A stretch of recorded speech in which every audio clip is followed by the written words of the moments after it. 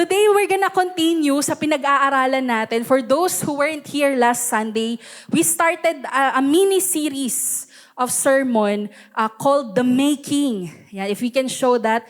Pag sinabi pong The Making, because our God is the maker, hindi lang basta niya tayo create and that's it, di ba? Parang pinanganak ka, yun na yun. Pero as we continue on in our walk with the Lord, it is God who continues to make us. Di ba? Kaya nga the making, hindi pa tapos ang Diyos sa buhay mo, kapatid. Hindi pa tapos ang plano ng Diyos sa buhay mo. Hindi pa tapos ang layunin, ang kalooban ng Diyos sa buhay mo. Kaya kung feeling mo it's the end of the world na, kapatid, hindi pa tapos si Lord. Sabi mo sa katabi mo, hindi pa tapos si Lord. May patuloy pa rin siyang binabago sa'yo. May patuloy pa rin siyang tinatrabaho sa buhay mo. At may patuloy pa din siyang pinalalago dyan, kapatid. Kaya huwag kayong mawawalan ng pag-asa because the Lord is in the business of making people and making lives. Changing lives. Amen? And last Sunday, pinag-aralan natin yung about the transformation. That's the first part. And it's from Matthew 4, verse 19. If we can show that verse, that's the whole verse ng mini-series na yan. Diyan natin kinuha yung dalawang sermon from last Sunday and today. Sabi sa Matthew 4:19, basahin nga natin ng sabay-sabay. 1, 2, 3, read. And he said to them, "Follow me and I will make you fishers of man." And the first part we talked about the transformation because the words "I will make you" is a promise of God to those who will follow Him. To say "I will make you" is a promise to change you for the better. To shape you, i-grow ka, i-mature ka, di ba? Baguhin ka, hulmahin ka, kung sa sinong tinawag ka ng Diyos. Amen? So, kaya sinabi niya na sumunod ka kasi ang Diyos lamang ang makakapagbago sa'yo. Ang Diyos lang ang makakapagpabago ng buhay mo, kapatid. Kaya nga as we remember Palm Sunday, yung araw ng palaspas, 'di ba yung yung dahon ng nyog, buko yung sasabihin ko, 'di ba? Halo-halo na. Pero sabi 'di ba yung araw ng palaspas, may dahilan bakit sila nagdidiwang nung linggo na 'yan, ng linggo ng pagkapasok ni Kristo sa Jerusalem. Because at that time, nung sinisigaw nila ang salitang Hosana, di ba? Kaya nga sila nagwawagayway ng palaspas nila at sinasabi nilang Hosana. Ang salita pong Hosana, ang ibig sabihin nun, save us now. Deliver us. Ibig sabihin, ang mga tao at that time, naghihintay sila ng tagapagligtas, ng hari na ipinangako na siyang magliligtas sa kanila, tutulong sa kanila. Kaya nga nung nabalitaan nila na may Mesiyas na parating, pagdiwang natin kasi yan na ang ating kalayaan. Diba? Yan na ang sagot sa ating kahirapan. Kaya, sabi nung crowd, diba? Kaya makikita natin ngayon, diba? Ganun pa rin yung mga tao, nagwawagayway pa rin sila. Kasi even up to now, we need a Savior. We need someone to help us, to save us, to deliver us. Diba? Kaya nga yung pagpasok ni Kristo sa Jerusalem ng linggo na yon, bago mag-Semana Santa, diba? Bago siya ipako, that Sunday, kapatid, it shows yung purpose ng Panginoon. One, and that's to be the Savior.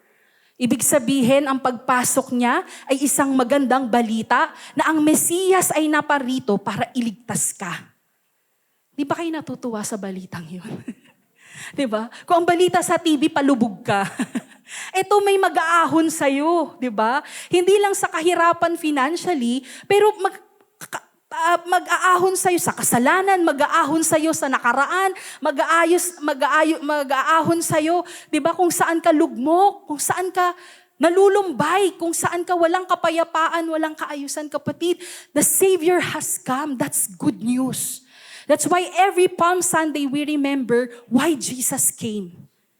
Jesus had to enter the Jerusalem because nandoon yung mga taong kailangan niyang iligtas at doon magaganap kung saan yung misyon ng Panginoon sa buhay niya. Amen? And it shows how many people are in need of Jesus. But you know what the sad thing is? The same crowd that shouted Hosanna, yung parehong mga tao na nagwawagayway, nagdiriwang, tulungan nyo kami, iligtas nyo kami. Di ba? Tontuwa sila dahil maliligtas sila.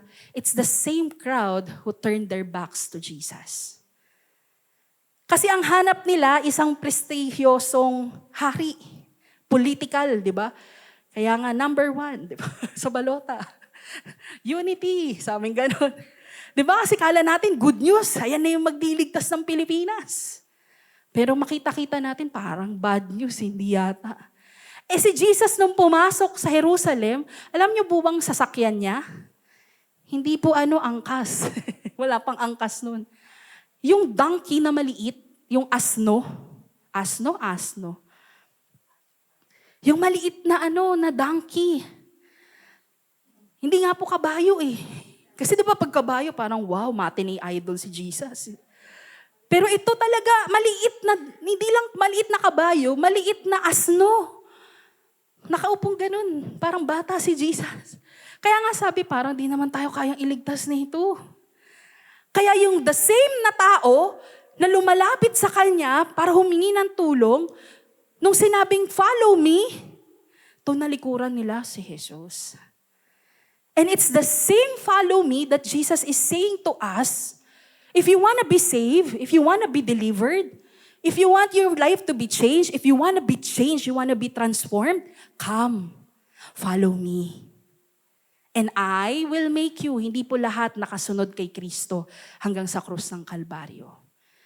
Mas marami ang tumalikod sa Kanya. At di ba, pinagkalulupa siya. Sabi, sino dito ang ililigtas ko? Di ba, sabi ni Poncio Pilato, sino dito? At yung mga taong nagsisigaw ng Hosanna, save us. At sinabi nila, Barabas, Barabas. Pinili nila ang isang kriminal. Minsan tayo, kapatid, nagiging Barabas din. Tayo yung nagiging Barabas, di ba? Tayo yung mga crowd na sumisigaw na, hindi si Lord ang pipiliin ko. Kasi parang wala namang kayang gawin ng aking yan yung Panginoon na yan. So sabi ng Panginoon, come, follow me, and I will make you. So that's the first thing that we need to do.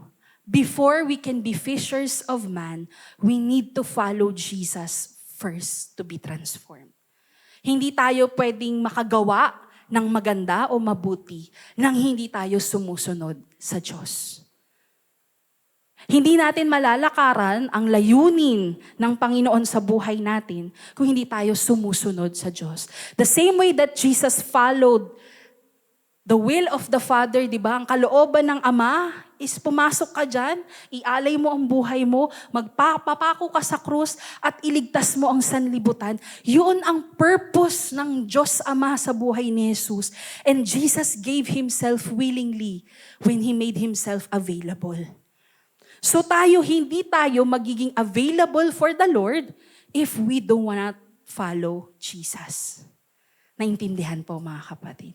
Kaya yung first part na I will make you, it talks about our personal transformation. Kailangan muna tayong mabago ng Panginoon. And the second part, sabi niya, when you follow me and I change you and transform you, then you will become fishers of men. So from followers to fishers.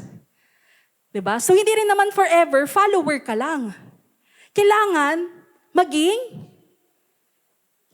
kasi may layunin si Lord sa life mo. At nagkakaroon lamang ng kabuluhan ang buhay ng isang tao kung ito ay nagkakaroon ng impact sa iba. Hindi mo masasabing naging makabuluhan ang buhay mo kung walang makakapagsabi naging mabuti ang tao. Diba? Kaya nga pag kami namatay, yung celebration of life, diba? Napakabait niyan ni Jose. Ayan si Pedro, napakamapagbigay na tao niya, no, nabubuhay pa yan. Laging yan ang tumutulong. Pero kung walang makakapagsabi, paano nila masasabing may naging halaga ang buhay mo? I mean, may naging kabuluhan. May halaga ang buhay mo, pero yung meaning, yung purpose nito. So if you're not making an impact sa ibang tao, hindi mo nalalaman yung kabuluhan ng buhay mo. Naintindihan po. Kaya nga sinasabi ng Panginoon, first be a follower, then become a fisher of men. To followers, to fishers. And that's our second part called the commission. The commission, kapatid. Hindi po komisyon na, konsumisyon. minsan pag yan na po yung pinag-aaralan natin, parang, nakukonsumi na naman. Parang ang dami na nang pinagagawa sa akin ng Panginoon. Diba? Sumasakit agad ulo natin. Pero pag sinabing commission, kapatid, the word commission itself, it means an order. Diba? Para utos. It's a request. It's a formal request for a specific task. Ibig sabihin, may talagang specific na pinagagawa ang Panginoon sa ating lahat. At ang komisyon na yan, kapatid, ay hindi natin pwedeng baguhin. Kasi isa lang ang tumawag sa atin. Amen? Sinong tumawag sa inyo today na magsimba? Yung alarm clock nyo po. Diba? Walang sinong tumawag sa inyo na maparito at makarinig patungkol kay Lord kung hindi ang Diyos mismo. Ang Diyos na ang tumatawag sa tao para sumunod sa Kanya. At ang sabi dito, yung transformation natin na una, when God transforms us, changes us, hindi lang yun para sa atin, kung hindi para sa ibang tao. Ang transformation mo, kapatid, always leads to a mission. Okay? Hindi po tayo pwedeng wala lang ginagawa.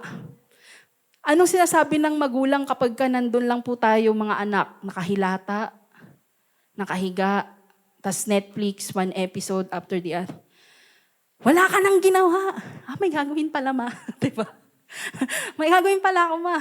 Diba? So, ganun din tayo, parang si Lord. Oh, hindi ka na nagsisimba. Anong nangyari sa pinagagawa ko? Diba? Kasi tinawag kita to change you, but not just for you, but for others. So when you are truly transformed by God, then you also carry His mission.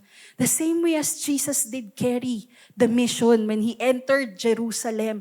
Diba? Karga-karga niya yung mission at yung mission na yun hindi para sa Kanya. Right? Yung kamatayan niya, it's for you and for me. Yung dugo ng dumaloy sa Kanya, it's not for Him, it's for you and for me. Para magkaroon tayo ng kalayaan. Magkaroon tayo ng kalinisan, yung latay niya hindi para sa Kanya. It's for you and for me para magkaroon ka ng kagalingan. So the mission that you carry from the Lord, it's not just for you. Para lang makatugtog ka on a Sunday, para makapagturo ka lang sa kids on a Sunday. Hindi, kapatid. It's for the people that you are called to make an impact to. So ang tanong, sino ang mga taong nilagay sa buhay nyo para magkaroon ka ng impact doon? Hindi impacto, ha? Kasi may impact din na parang pang-impacto yung impact. Di ba? Impacto na ito. Di ba? Hindi po ganung impact, positive impact. So the first one, yun nga po, i-review lang natin. The first part of it is following Jesus comes before reaching others. We cannot do what God has called us to do if we're not following Jesus. Sabi nga sa Matthew 4:19, di ba? Follow me. That's the first step. And I will make you fishers of men. Sabi niya, gagawin ko kayong mangingisda ng tao. At kailangan natin ng isang epektibo at matibay na lambat para makakuha tayo ng tao. Kung masama po ang ugali natin, walang gustong sumama sa atin. Do you hear me, church? Kung walang grace at gentleness yung mga lumalabas sa bibig natin, walang gustong makinig sa atin. Kaya nga kailangan natin munang sumunod sa Panginoon, mabago tayo, maging kawangis natin si Kristo, at pagkakaya na nating maipakita kung sino si Kristo, doon nagkakaroon ng tao. Diba? Doon nagkakaroon ng effectivity yung net, which is your character. Kaya nga, before the disciples were sent out, they spent time with Jesus. Tanong ko today, how's your devotion every day? How's your walk with Jesus every day? Because when God said, follow me, hindi niya sinabi, follow me on a Sunday. Hindi niya lang sinabi, follow me on a Thursday night pag may life group ka. Hindi. When Jesus says, follow me, you follow me for the rest of your life. That's everyday, kapatid. And the more we walk with Jesus, the more we are filled by Jesus, and the more we reflect Jesus. Kasi kapatid, kung ano ang puno ka, yun ang lumalabas sa'yo. Kaya kung mas napupuno ka ng pangamba, di ba yun lang yung maririnig sa'yo, nakakatakot naman, di ba? Ano kayang mangyayari? Naku, parang wala na kaming kakainin. Di ba? Yun lang yung lumalabas sa'yo kasi punong-puno ka ng takot, punong-puno ka ng worry. So kung walang faith, hindi mo masabi, God is good. Diba? Kaya nga, be filled by Jesus at yun ang mag-umapaw sa'yo. You cannot lead and pour from an empty cup. You cannot give what you don't have. Hindi mo kayang magbuhos pag wala ka. Diba? Para kang, share ko sa'yo yung baon ko, pagbukas mo, wala palang ulam. Diba? Joke lang. Sige, fasting na muna tayo ngayon. Diba? Hindi ka pwedeng magbigay nang wala ka rin. Kaya nga, many of us, we stop attending church, we stop serving because we feel na, kulang ako eh. And why is that? Because we're not following Jesus. When we say follow, even at home, are you praying? When you are at home, are you reading the Word of God? Are you being filled by Jesus? Because if you're spending time with the Lord, kahit hindi ka maka-attend on a Sunday, puno ka. You hear me, church? Kasi this is the time na mag-raise up ang mga empowered na anak ng Diyos. And hindi masasabing tayo ay na-empower ng Panginoon kung hindi tayo lumalakad kasama niya. Kaya hindi natin magagampanan ang misyon natin bilang simbahan kung hindi tayo lumalakad kasama ni Jesus. Hindi tayo sumusunod sa Kanya. Mahihirapan tayo, kapatid, and it's only a matter of time that God will close the church because we're not really doing what He has called us to do. Para tayong yung mga Israelites, yung mga tao sa Jerusalem, na sabi, Hosanna, Hosanna, puro crowd lang. Pero pag sinabing follow me, sila yung tumatalikod una. Saka na lang, Lord. Parang hindi ko naman mapaniwalaan yan, Lord. Kaya hindi nila na-experience the saving power of God because they stopped believing in Him. So mga kapatid, it's only a matter of time. If we do not get serious with our walk, with our faith, with our relationship with the Lord, and say, Lord, I really want to give my life to you. I really want to follow you, hindi lang on a Sunday, but I want to follow you. Your plan for my life, your plan for my love life, your plan for my studies, your plan for my future, your plan for my business, your plan for my marriage, your plan for my family. Gusto kong sundan yan, Lord. Hanggat hindi natin masabi yun, kapatid, hindi natin makukuha yung purpose natin. We will always be the same crowd saying, Hosanna! But when God says, come, follow me, hindi, si Barabas na lang. Mas madaling choice to eh. So you see, following Jesus comes before reaching others. Mark 3 verse 14, ang sabi dito, He appointed 12, ito po yung 12 disipulo niya, so that they might be with Him and He might send them out to preach. So, 2-part lagi yan, kapatid. Sabi ko nga, 2 lang naman ang calling ng Panginoon sa ating lahat. Una is for you to be with Him. That's the first thing. Spend time with God. Spend time with Jesus. Talk to Jesus. Listen to Jesus. Eat with Jesus. Work with Jesus. Study with Jesus. Do you hear me? And when you do that, sabi niya, the next mission of the Lord for your life is to send you out to preach. When we say preach, magpahayag, kapatid. Hindi niyo po kailangan ng pulpit. Hindi niyo kailangan ng malaking kongregasyon for you to preach. Your life is already a preaching to others. Diba? Wala ka pang sinasabi. Alam na ng tao kung ano yung pinapahayag mo. By your choices, by your lifestyle, by the people you go out with, your life is already preaching to them. So if they're not seeing Jesus, they're not gonna follow Jesus. They're not gonna follow you. Hindi sila maaantig ng buhay mo. But sabi, when you are with Jesus, when you spend time with Him, and God sends you out, the power goes with you. The anointing goes with you. The authority goes with you. The provision goes with you. Kasi when Jesus sends out people, the Lord fills them. Di ba napakabuti ng Diyos? Hindi naman siya manghihingi sa'yo, magpapagawa sa'yo, nang hindi ka niya binigyan muna. Di ba? Parang hindi po yan katulad ng ibang mga magulang na bumili ka doon ng toyo, pera, ikaw na muna. Ano ba yan? Pinagawa, tas hindi naman ibibigay yung pambili. Diba?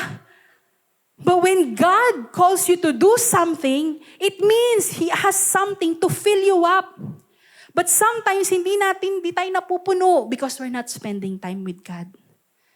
We're not praying, we're not reading the Word, we're not coming on a Sunday. Kaya nga hindi ka pwedeng magbuhos pag wala ka.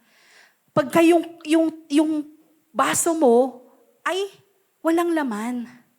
Mahihirapan ka talaga makasunod sa purpose ng Panginoon sa life mo.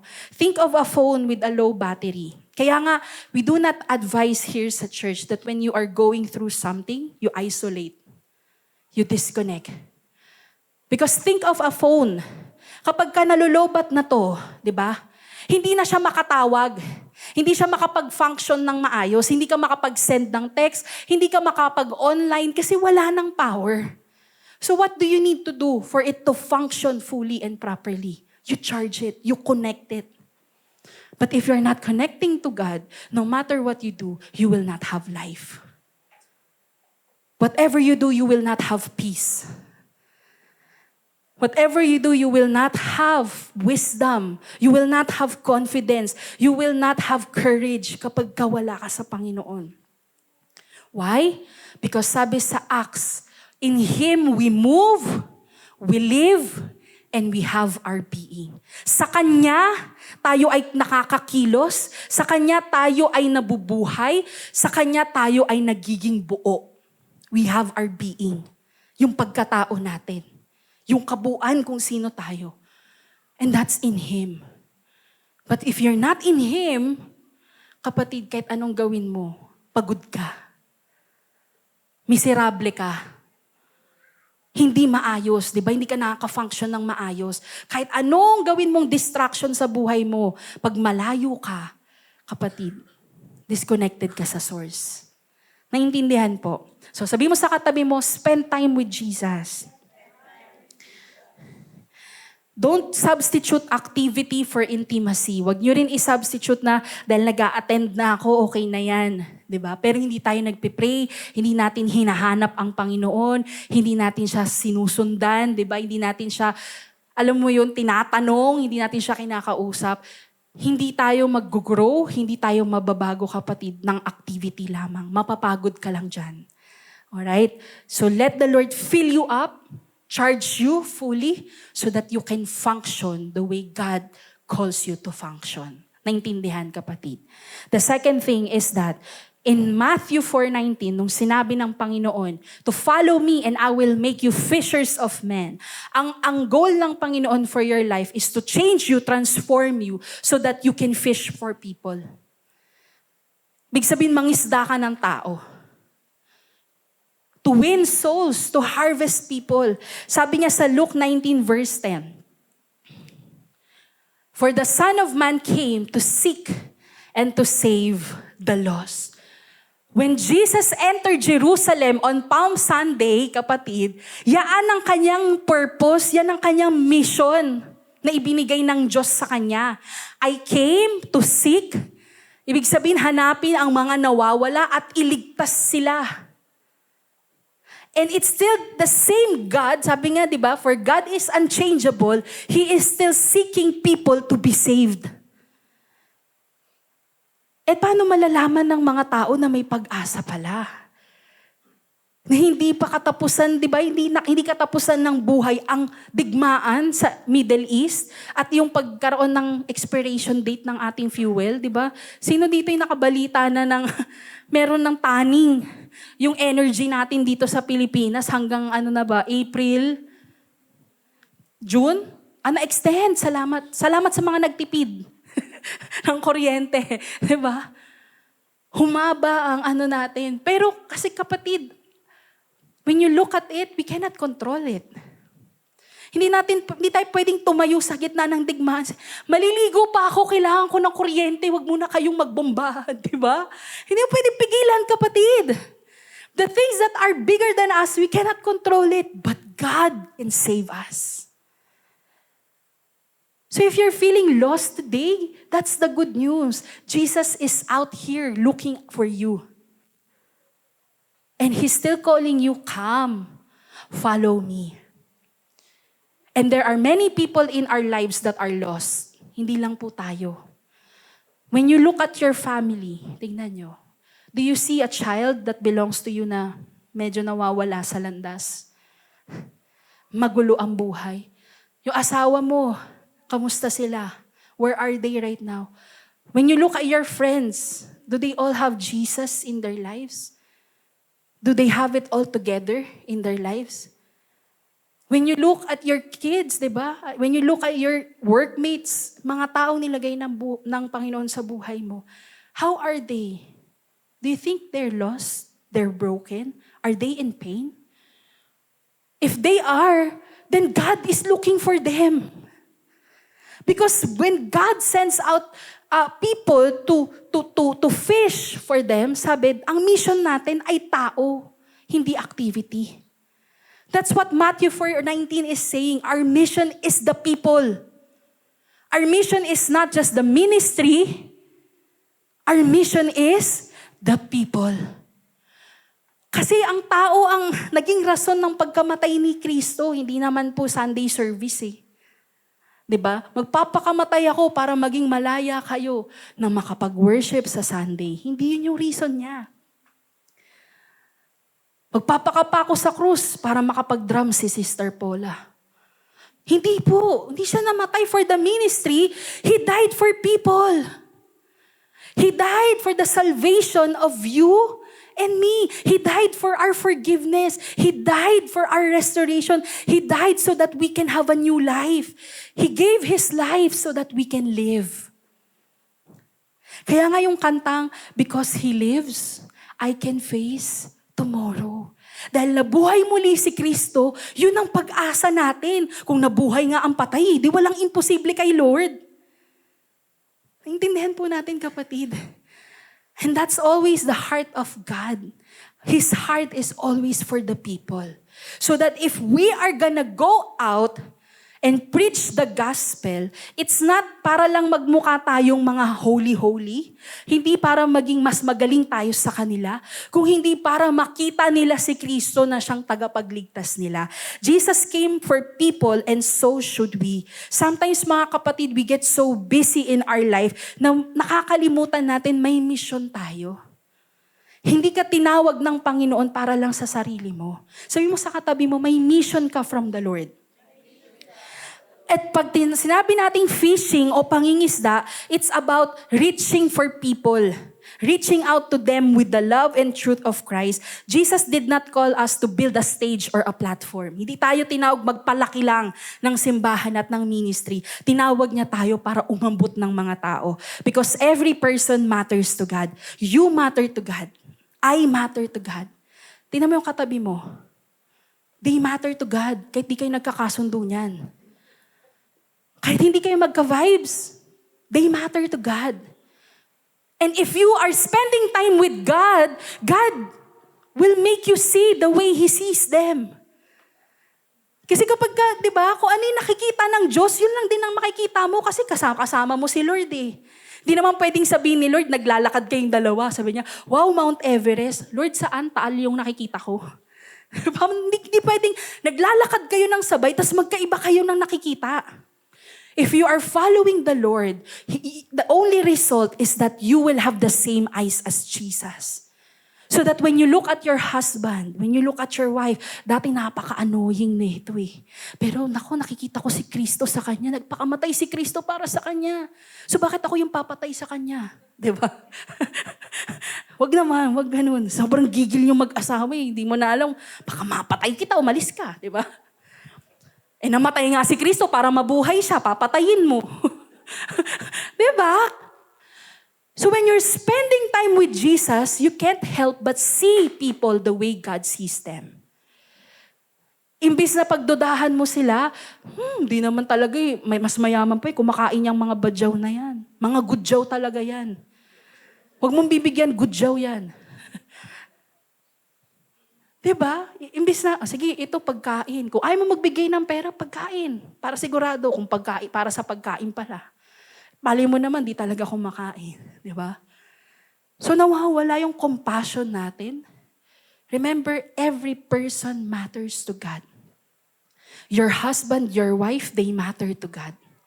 Your children, they matter to God. Kahit gaano katigas ang ulo ng mga anak natin. They matter to God. So when you hurt them, you're saying to Jesus, Lord, baliwala yung ginawa mo dito. Ako nang bahala. Ako na maglalatigo.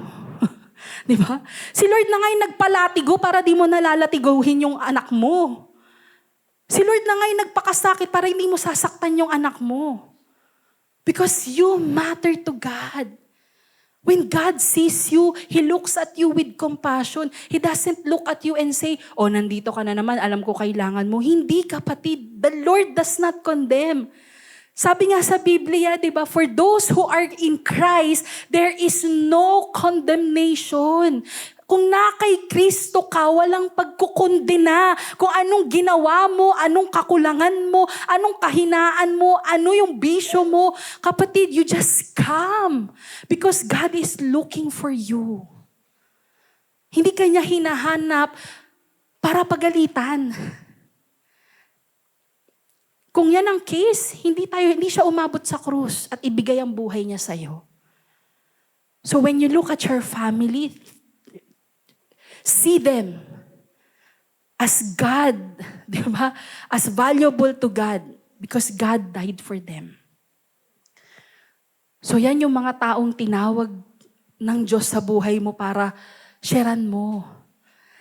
Kasi hinahanap sila ng Panginoon. Alright? Imbis na pagalitan mo yung asawa mo, sharean mo. Alam mo kung ba't ka nagkakaganyan? Kasi hindi mo kilala ang Diyos. Pero alam mo ang Diyos, walang imposible sa Kanya, kaya Kanyang baguhin. Alam mo, husband, di ba? Ano bang tawagan nyo? Baby love. Wow. Pang high school. Pang grade school, baby love. Alam mo, si Lord lang makakatulong sa depression mo. Nalulungkot ka ngayon. Hindi ko maibigay sa'yo lahat. Pero God loves you. Imbes na pag-awayan nyo, di ba? Ito yung mga tao na kailangan ng kaligtasan. Kailangan din nilang makita si Jesus para maayos sila. Magkaroon ng ayos yung buhay nila, kapatid. Kaya the next time you look at your family, you look at your friends, you look at your workmates, huwag niyong ire-reserba yung mga kaibigan niyo sa labas na unbelievers, pati yung mga coworkers niyo, para meron pa akong pupuntahan paglabas ko ng Sunday, para makapag-party-party pa rin kami. Kaya di mo sinishare si Lord sa kanila eh. Kasi baka lahat kayo mauwi sa simbahan, di ba? Ito yung other life ko, hindi kapatid. Kung nandun ka pa rin, may mga kaibigan kang hindi pa nakakakilala kay Lord, yung purpose ng Panginoon, ba't Kanya nilagay doon, is for you to tell them about Jesus. Jesus came for them to save them. Jesus came to save your family. You have to believe it. So kung matagal ka nang nagpipray, nag-i-invite, keep doing it. Keep praying for them na makita nila si Jesus, makasunod sila kay Jesus. Because we believe that only Jesus can change us, can transform us. Imagine a lifeguard sitting by the pool, di ba? Kung merong lifeguard sa may pool at nakaupo lang sila at nakita nilang may nalulunod na bata, hindi nila sasabihin, istorbo naman to sa pahinga, no? Ang una nilang gagawin, tatalon agad sila kasi kung hindi, malulunod ng tuluyan yung tao. So ganun din tayo, kapag nakita natin may binigay na tao sa daan mo, at nag-open up, naman hindi na natapos yung problema nito. Sa akin na naman nagsasabi, ayoko na makinig, ayoko, di ba? Di nyo alam opportunity yan because they're drowning. Nalulunod din sila, kapatid. And as a lifeguard, you have a mission na iabot sa kanila yung mga kapagligtas sa kanila. Di ba? Itapon mo yung salbabida, yung floater.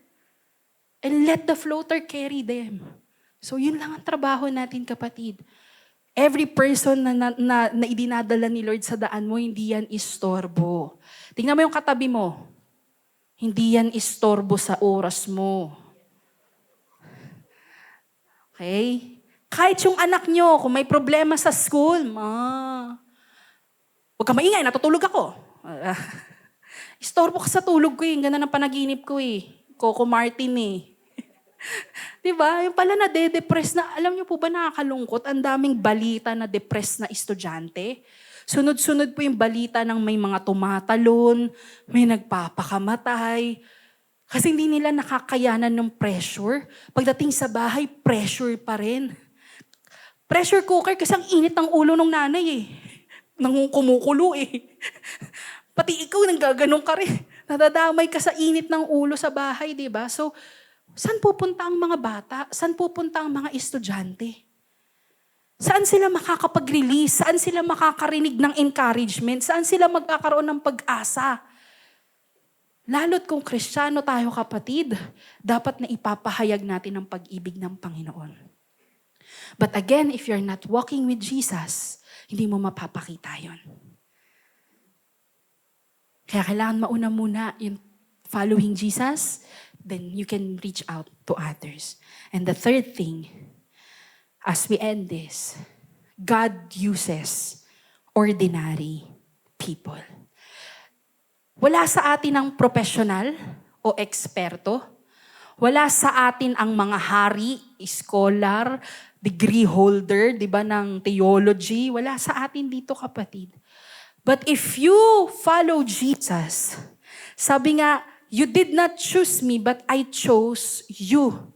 And the people that He called to follow Him are no extraordinary people. They are just fishermen. Pangkaraniwang tao na naghahanap buhay, nagpapagod, minsan may nakakain, minsan walang nahuhuli. Mga ordinaryong tao na tinawag ng Diyos. At nung nabago sila, nagkaroon ng kapangyarihan ng buhay nila. Not because they are qualified, but because God made them qualified. So if you feel like you are not worthy, Lord, hindi para sa akin yan, kasi ganito lang ako. Kapatid, the calling of God, the invitation of God is for ordinary people. But because they have been with Jesus, because they spent time with Jesus, God's power is revealed through their ordinary lives. Kaya nga last Sunday sinabi natin, all we need to do is to surrender to God. If you make yourself available to the Lord, you will experience His power at work in your life. But if you're not surrendered to Him, walang buhay. Di ba? Kahit anong gawin natin, parang hindi nagpo-prosper. Kahit anong gawin natin, hanggang dun lang. Kahit anong gawin natin, hindi lumalago. Because there's only one source of life, and that is God. He's the only source. Kaya nga, apart from Him, we are nothing. Yan ang sabi sa John 15. Kapag malayo ka sa Kanya, wala tayong saysay. Kung malayo tayo sa Kanya, we cannot do anything. Wala tayong magagawa. And all we need is our availability and our surrender to God. Stop waiting to feel qualified, kapatid. Just be available to God. Kasi God can use anyone who says, Lord, I want to follow. Yes, Lord, I will leave everything behind just to follow. Ngayon, kapatid, sino dito ang mga tinatawag ng Diyos? Now, what are the excuses we give Him? Busy tayo?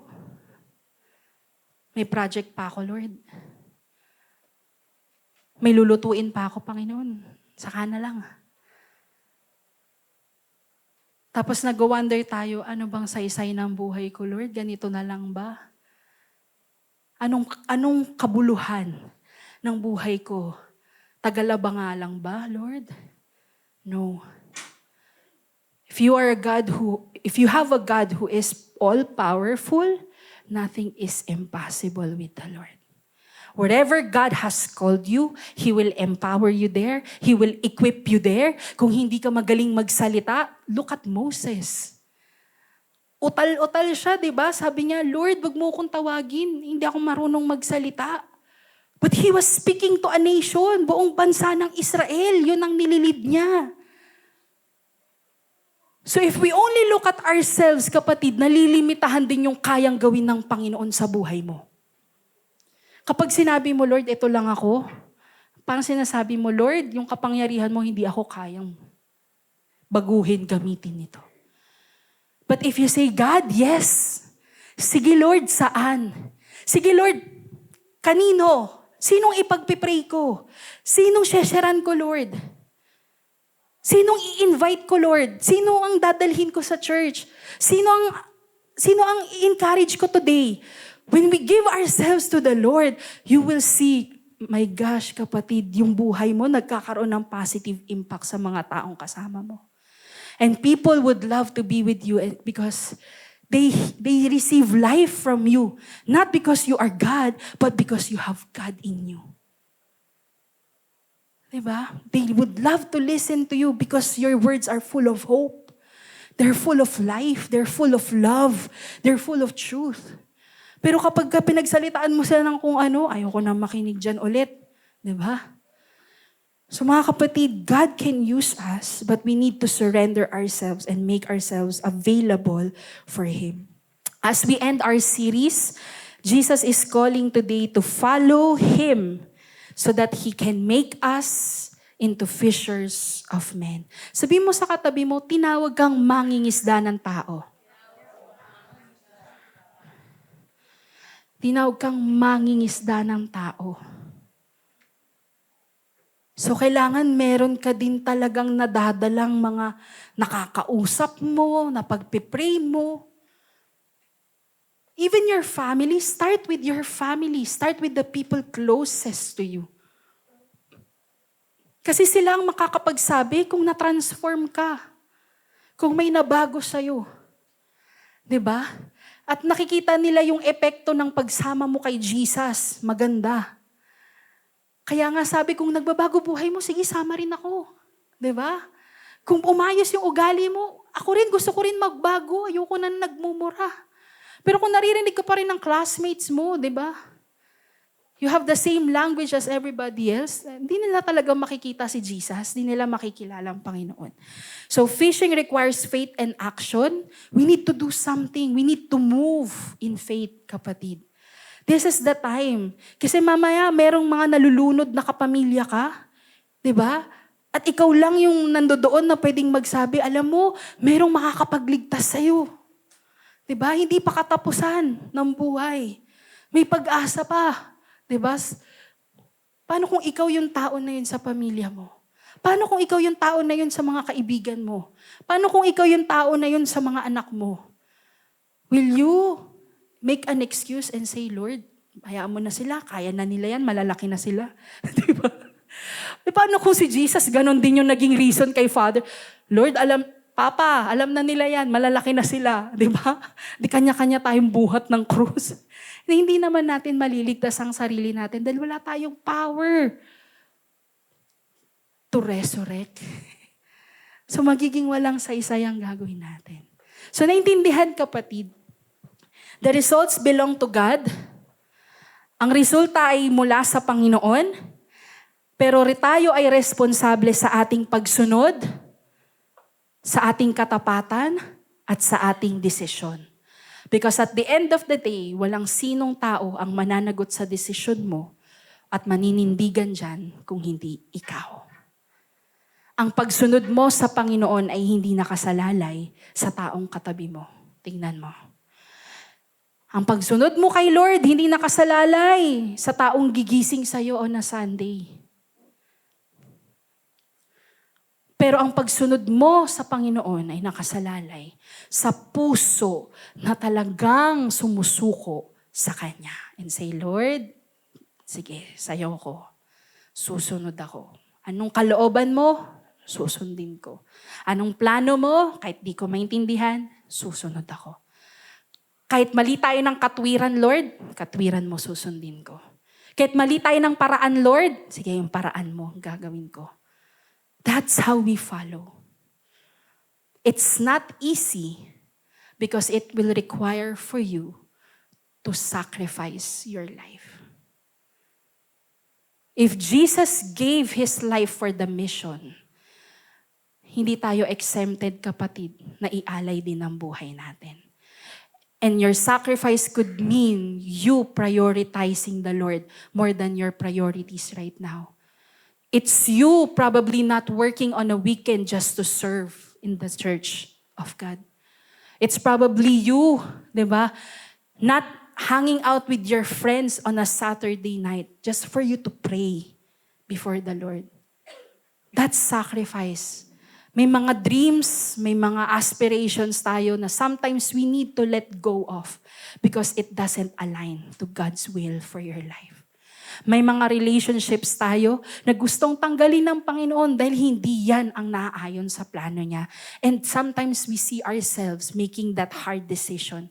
But when we make that decision, you will see that following Jesus is more worth it than remaining in the world. Nakikita na natin ang mundo natin ngayon, kapatid. May mga expiration date na ang lahat na na-enjoy natin ng only before. So walang permanente sa mundo. But there is only one who is unchangeable, and that is God. And if you follow Him, you will continue to experience His goodness and power. Because your God is unstoppable. Mawala man ang enerhiya sa mundo, hindi mawawala ng kapangyarihan ng Panginoon mo. Yan ang panghawakan mo, kapatid. At yan ang ipamalita mo. Kasi kailangan yan ng pamilya mo. Kailangan yan ng mga anak mo. Kailangan yan ng mga kaklase mo. Kasi if not, malulunod sila. At maaatim mo bang makita silang malunod?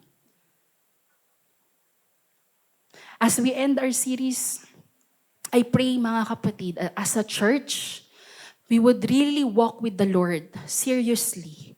At makita natin yung power niya at work in our lives and yung power niya through our lives.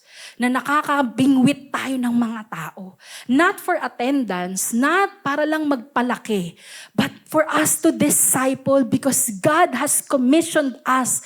God has a specific task for the church. And not just to gather on a Sunday and just sing songs. But His mission for the church is to fish for people.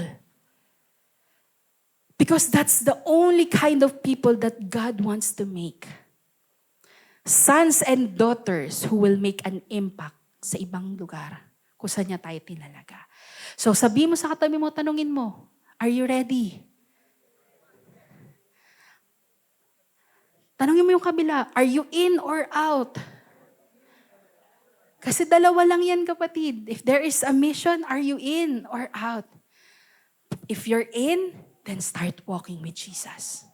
Start spending time. Amen?